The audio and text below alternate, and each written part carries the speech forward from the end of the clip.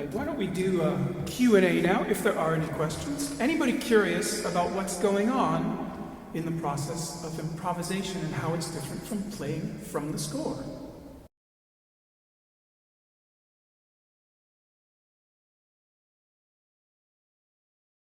As far as what I call library of patterns, it is, one of course does have to know all kinds of keyboard figurations. But one also has to have harmonic awareness of harmonic progressions, which underlie the keyboard pattern. So whenever there's some shiny, sparkly little thing going on, the hands are running along and it's all sparkly and pretty. Underneath that, there's a bass line and a chord progression that one has to know. So you have to put those two things together. So you can have any kind of car you want, and then you can have any kind of paint on top of it that you want. So I want to have a Jeep and I want it to be purple. Well, those are two different decisions that have to be put together spontaneously. So going along, I'm sort of thinking, okay, purple Jeep, green Buick, to use it as a metaphor. As far as a metric for whether things are any good, it's kind of what you can get away with, I guess. That's true in the performing arts all the time. If nobody hates it, then it was good. For myself, I tend to critique recordings after the fact. I want to hear it as if I were a listener, and I want to hear if my decisions that I thought made sense as a player also make sense to the listener. And so I record literally every performance I do and go back and critique it and decide what was effective and what was not so effective, and hopefully learn something in the process. Thank you for those great questions. Any others before we go on?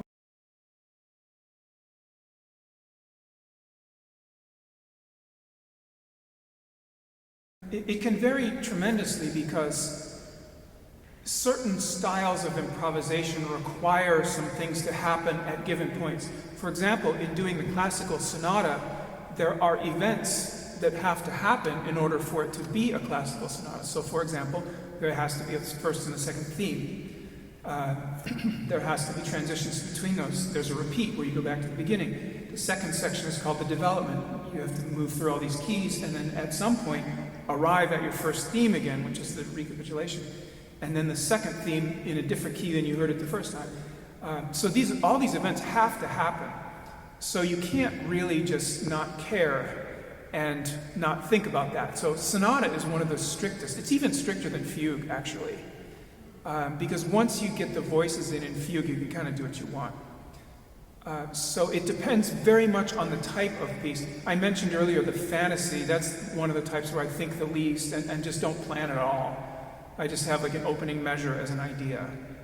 And then I'm going to kind of freestyle because that's how the music should sound. How far ahead do I listen? Okay, so there are certain orders of chords that have come to be used over and over again in history that just make sense to us. Like certain sentence structures make sense to us. And if I were to start speaking to you and the words be putting in an order that made no sense and were weird to you, you hear what I just did? I just talked all weird for a second. You still understood it, but it was kind of wrong. In the same way, these harmonic progressions, they tend to go in certain orders. And so when one begins them, you can say, well, I'll let it run its full course. That would be easy because I don't have to think for 3 measures. Or I can let it go, and then I can interrupt it with something, just like we might interrupt a sentence. It's very nice to be here at First Community. Oh, by the way, this morning I saw a bear in my backyard. See, I can interrupt that nice greeting with a crazy story, and it still makes sense. And music works that way. So sometimes I'm going along, everything's fine. I'm like, let's interrupt this. Let's do something crazy. So what it mostly depends on, one, you really have to know your harmony and counterpoint. You have to know all the rules and how they work. And then you have to have a sense of the style. What kind of language are you working in? What sort of word choices would make sense and which one would sound really out of place? So, for example, if I'm playing in the style of Mozart and then I do something like this,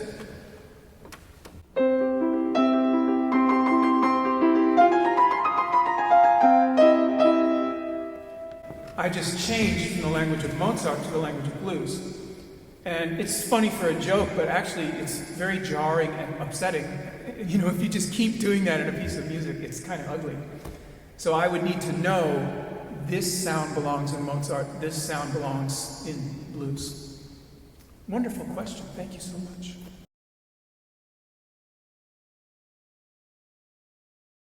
Yes, the recording industry has changed so that, you know, as CDs are obsolete. I haven't done those for years. Most of my stuff is just available on my website. I also find that people prefer to watch video rather than only hear audio. So I mostly just put video up. So if you go to my website, there's a whole page of improvisations. I forget how many there are, but it's a whole gallery you can click on. You can listen to everything. JohnMortensen.com. Just note the spelling of my name, the correct Danish way and not the corrupt Swedish way. Thank you. Okay, wonderful. Anybody else before we continue?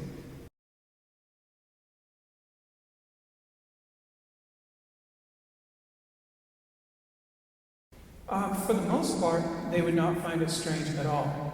What they would find strange is this world in which it is a novelty, in which it has to be explained.